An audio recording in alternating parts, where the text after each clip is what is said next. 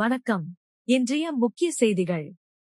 அன்னை தெரேசா பிறந்தநாளையொட்டி அவரது சிலைக்கு புதுச்சேரி அரசு சார்பில் முன்னாள் அமைச்சரும் முதலியார்பேட்டை தொகுதியின் சட்டமன்ற உறுப்பினருமான திரு ஜான்குமார் மற்றும் தற்காலிக சபாநாயகர் திரு அன்பழகன் ஆகியோர் மாலை அணிவித்து மரியாதை செலுத்தினர். புதுச்சேரி அரசு சார்பில் அன்னை தெரேசா பிறந்தநாள் விழா இன்று கொண்டாடப்பட்டது. இதனையொட்டி புதுச்சேரி அரசின் செய்தி விளம்பரத்துறை சார்பில் பாரதி பூங்கா அருகில் உள்ள அன்னை தெரேசா சிலைக்கு முன்னாள் அமைச்சரும் முதலியார்பேட்டை தொகுதியின் சட்டமன்ற உறுப்பினருமான திரு ஜான்குமார், தற்காலிக சபாநாயகர் அன்பழகன், சட்டமன்ற உறுப்பினர் நேரு ஆகியோர் மாலை அணிவித்து மரியாதை செலுத்தினர். மேலும் புனித அன்னை தெரேசா நற்பணி மன்றத்தினர், அருட் சகோதரிகளும் மாலை அணிவித்து மரியாதை செலுத்தினர். ஆசிரியர்கள் கட்டாயம் தலைக்கவசம் அணிய வேண்டும் என்று புதுச்சேரி பள்ளி கல்வித்துறை உத்தரவிட்டுள்ளது. இதுகுறித்து புதுச்சேரி பள்ளி கல்வித்துறை இயக்குநர் மோகன்குமார் வெளியிட்டுள்ள செய்திக்குறிப்பில், புதுச்சேரி யூனியன் பிரதேசத்தில் உள்ள அனைத்து பள்ளிகளின் முதல்வர்கள், துணை முதல்வர்கள், தலைமை ஆசிரியர்கள் மற்றும் ஆசிரியர்கள் இருசக்கர வாகனம் ஓட்டும்போது தலைக்கவசம் கட்டாயம் அணிய வேண்டும். மேலும் நடைமுறையில் உள்ள அனைத்து சாலை பாதுகாப்பு விதிகளை பின்பற்ற வேண்டும். இதன் மூலமாக மாணவர்கள் மற்றும் பொதுமக்களுக்கு முன்மாதிரியாக ஆசிரியர்கள் செயல்பட வேண்டும். ஆசிரியர்கள் இதற்கு முழுமையான ஒத்துழைப்பு அளித்து சமூகத்திற்கு முன்மாதிரியாக செயல்பட வேண்டும் என்றும் குறிப்பிட்டுள்ளார். காரைக்காலில் காவல்துறை சார்பில் குட்கா விற்பனைக்கு எதிரான விழிப்புணர்வு ஆலோசனைக் கூட்டம் நடைபெற்றது. காரைக்கால் திருநள்ளாறு காவல் நிலையத்தில் பள்ளி கல்லூரிகளுக்கு அருகே உள்ள கடை உரிமையாளர்கள் மற்றும் பொதுமக்களுக்கான குட்கா, தடை செய்யப்பட்ட புகையிலை பொருட்கள் தொடர்பான விழிப்புணர்வு கூட்டம் நடைபெற்றது.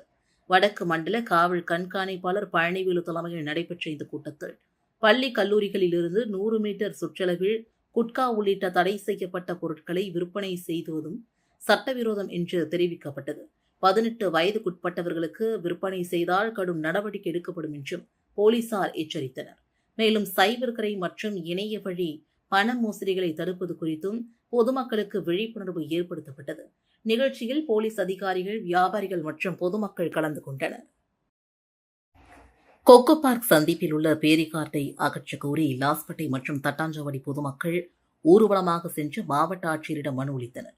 புதுச்சேரி ராஜீவ்காந்தி சிக்னல் அருகே கொக்கு பார்க் பகுதியில் அமைக்கப்பட்டுள்ள பேரிகார்டால் தட்டாஞ்சாவடி, லாஸ்பேட்டை தொகுதி மக்கள் போக்குவரத்து நெரிசலில் சிக்கி வருவதாக கூறி அந்த பேரிகார்டை அகற்றி இருசக்கர மற்றும் 3 சக்கர வாகனங்களை அனுமதிக்க கோரி லாஸ்பேட்டை மற்றும் தட்டாஞ்சாவடி தொகுதியை சார்ந்த பொதுமக்கள் மற்றும் வணிகர்கள் மக்கள் போராட்டக்குழு ஒருங்கிணைப்பாளர் பிரபுராஜ் தலைமையில் ஊர்வலமாக சென்று மாவட்ட ஆட்சியர் குலோத்துங்கனை சந்தித்தனர். தொடர்ந்து 250க்கும் மேற்பட்ட பொதுமக்கள் கையெழுத்திட்ட மனுவை கலெக்டரிடம் வழங்கினர். பேரிகார்டு அமைப்பால் ஏற்படும் போக்குவரத்து பாதிப்புகள் குறித்து கலெக்டரிடம் விளக்கப்பட்டது. இது தொடர்பாக போக்குவரத்து போலீசாருடன் ஆலோசித்து 2 நாட்களில் பதிலளிப்பதாக கலெக்டர் தெரிவித்தார். புதுச்சேரி அருகே மதுபோதையில் சாலையோரம் நிறுத்தி வைக்கப்பட்டிருந்த வாகனங்களின் கண்ணாடிகளை உடைத்து அட்டகாசத்தில் ஈடுபட்ட இளைஞரை பொதுமக்கள் சுற்றி வளைத்து தாக்கிய சம்பவம் பரபரப்பை ஏற்படுத்தியுள்ளது. புதுச்சேரி திண்டிவனம் பைபாஸ் சாலையில் மாட்டுக்காரன் சாவடி அருகே மதுபோதையில் வந்த இளைஞர் ஒருவர் சாலையோரம் நிறுத்தப்பட்டிருந்த வேன்களின் கண்ணாடிகளை உடைத்ததுடன் டாடா ஏசி வேனையும் திறக்க முயன்றதாக கூறப்படுகிறது. இதனை பார்த்த பொதுமக்கள் அவரிடம் விசாரித்த போது அவர் மதுபோதையில் தாறுமாறாக பேசியதாக தெரிகிறது. இதனால் ஆத்திரமடைந்த பொதுமக்கள் அவரை சூழ்ந்து தாக்கியதுடன் ஆறுவில் போலீசாருக்கு தகவல் தெரிவித்தனர். போலீசார் வருவதற்குள் அந்த இளைஞரின் முகத்தில் காயம் ஏற்பட்டு ரத்தம் வழிந்ததாக கூறப்படுகிறது. தகவல் அறிந்து சம்பவ இடத்திற்கு வந்த போலீசார் விசாரணை நடத்தினர். அப்போது உச்சகட்ட மதுபோதையில் இருந்த அந்த இளைஞர் சப் இன்ஸ்பெக்டர் விஜயன் காலில் விழுந்து கதறி எழுந்ததாக கூறப்படுகிறது. விசாரணையில் அவர் நாகப்பட்டினத்தை சார்ந்த உசேன், வயது 22 என்பதும் விழுப்புரத்திலிருந்து மேலும் 4 பேரோடு வந்ததாகவும் தெரிவித்தார். அதிக மதுபோதையில் இருந்ததால் சிலர் அவரை பாதுகாப்பாக பஸ்ஸில் ஏற்றி அனுப்பி வைப்பதாக கூறி அழைத்து சென்றனர்.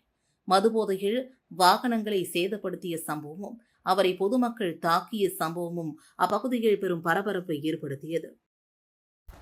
புதுச்சேரி எழுத்தாளர்கள் யுகபாரதி, சீனு, தமிழ்மணி ஆகியோருக்கு விருதுகள் வழங்கப்பட உள்ளன. தொழிலதிபர் நல்லி குப்புசுவாமியின் நல்லி நிறுவனமும் குறிஞ்சிப்பாடி திசையெட்டும் மொழிபெயர்ப்பு இதழும் இணைந்து இந்த விருதை வழங்குகின்றனர். புதுச்சேரி எழுத்தாளர்கள் யுகபாரதி, சீனு, தமிழ்மணி ஆகியோருக்கு விருதுகள் வழங்கப்பட உள்ளன. தொழிலதிபர் நல்லி குப்புசுவாமியின் நல்லி நிறுவனமும் குறிஞ்சிப்பாடி திசையெட்டும் மொழிபெயர்ப்பு இதழும் இணைந்து இந்த விருதை வழங்குகின்றனர்.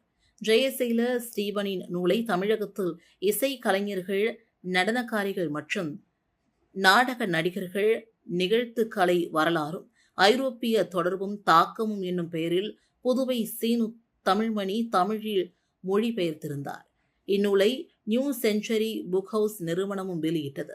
இந்த ஆண்டு நூல்களும் தமிழ்நாட்டில் மொழிபெயர்ப்பிற்கு என வழங்கப்படும் சிறப்புமிக்க நல்லி திசையெட்டும் இலக்கிய விருதிற்கு தேர்ந்தெடுக்கப்பட்டுள்ளன.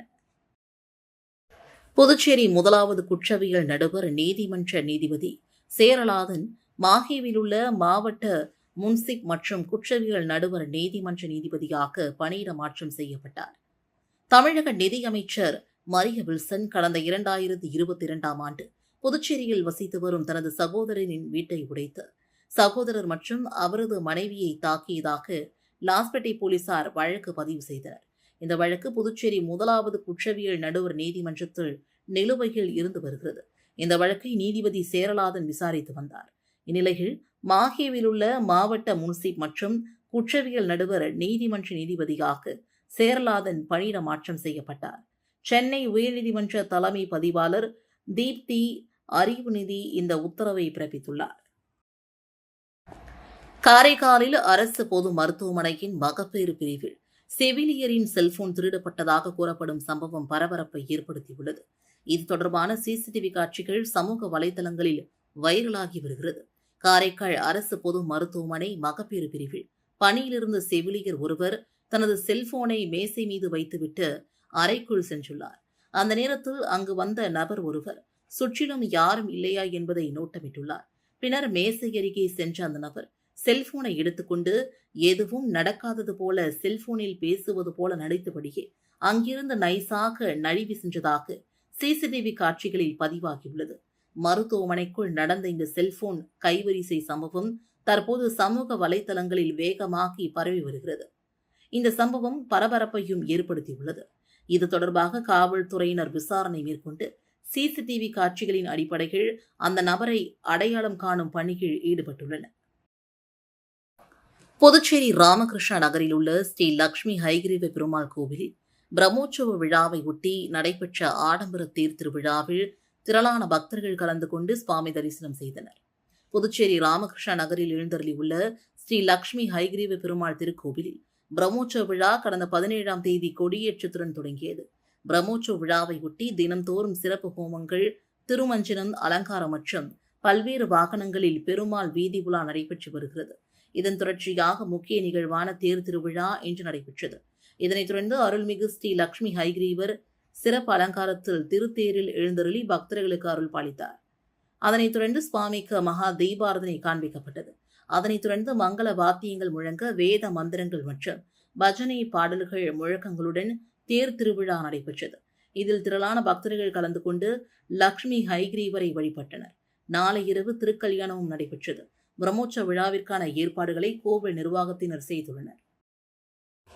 காரைக்காலில் யூனிட்டி ஆஃப் ஜுன்னா லைட் சார்பில் ரஹீல் உதித் நூல் வெளியீட்டு விழா நடைபெற்றது. காரைக்காலில் யூனிட்டி ஆஃப் ஜுன்னா லைட் சார்பில் முதலாண்டு சத்திய சன்மார்க்க தூதரின் உதய தின விழா நடைபெற்றது. இதனையொட்டி ரஹீல் உதித் நூலின் வாகிகள் என்ற நூல் வெளியீட்டு விழா காரைக்கால் பெரியபள்ளி சமுதாய கூடத்தில் நடைபெற்றது. இந்த நிகழ்ச்சியில் புதுச்சேரியின் சட்டமன்ற எதிர்க்கட்சித் தலைவர் நாஜிமின் மகன் ருக்மான் நூலை வெளியிட்டார்.